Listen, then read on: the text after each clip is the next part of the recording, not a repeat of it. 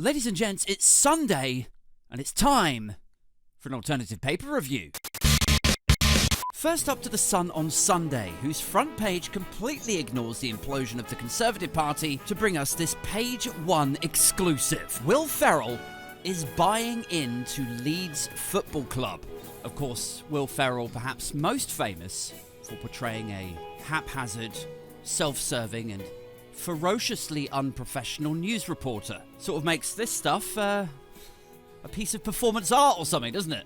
Unprofessional news organisation brings you an exclusive about a guy who played an unprofessional news reporter to then be, in turn, unprofessional in ignoring the most important story of the day, or the weekend, or possibly the year. Prince Andrew's a nonce-burger. Over to the Sunday People now. We will ban the sword that killed Daniel, say Labour. Isn't it? Good stuff, Labour. Good stuff, Sunday People. I mean, I assume that they don't mean the actual sword that was used in last week's murders, because not to throw cynicism at something sensitive, but that would feel a little bit horses bolted, guys. I mean, it's probably already in a police lockup, I should imagine, depending on how busy the Met were that day with their other hobbies like kidnapping, infiltrating protest groups, and sharing pictures of dead black girls on their chat groups.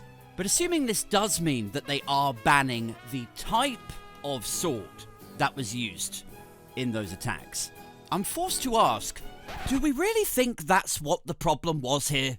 Is that what we think the problem was? The availability of a specific type of sword? Really? Or do we think maybe this was a flare-up from another whole host of problems? That this was a symptom of much worse, more deep-seated issues? Like, honestly, like looking at a story that is about fundamentalist, highly radicalized Christian fundamentalists who go on to murder out of, possibly undiagnosed psychoses, possibly it's a lack of medication.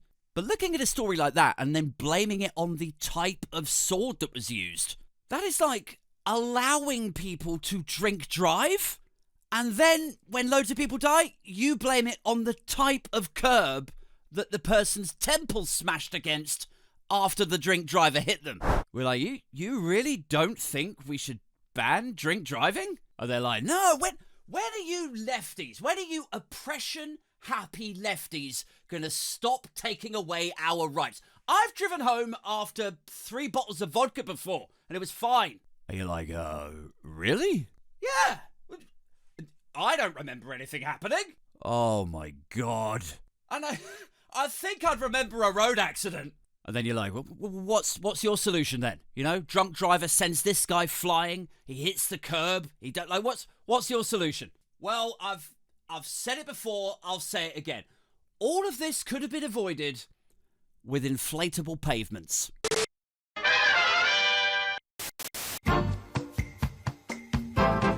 Finally, to the Mail on Sunday, who also willfully ignore the local election results and Susan Hall's loss to Sadiq Khan and Sunak's own, domestic, but also within the Conservative Party, Sunak's own support just enveloping to bring you this exclusive, this urgent page one headline, guys.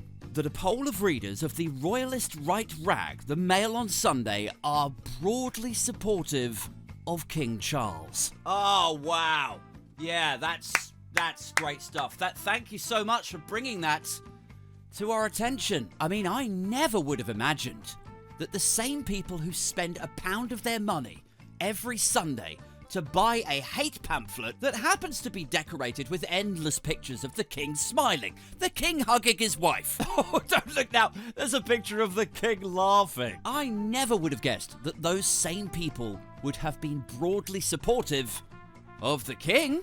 Also, Dan Hodges and Glenn Owen are on day 30 or something about Angela Rayner's house. These are the stories that matter in politics and polling, guys. I mean, I know you might have thought the most important stories of the day might have been, the collapse of the Tories or the inevitability of the downfall of the current British Prime Minister, the uncertainty, the chaos. You might have thought that might have been of interest. But no, you'll be delighted to hear that that's just Westminster bubble stuff. I mean, this is where the real story is that an unelected, tax-dodging king is being praised for his openness with a cancer that he hasn't actually revealed where it is or how long he's got, what the prognosis is. And also, Angela Rayner's capital gains situation that both the police and a senior tax advisor have previously concluded there is no case to answer for. So yeah, I mean, it's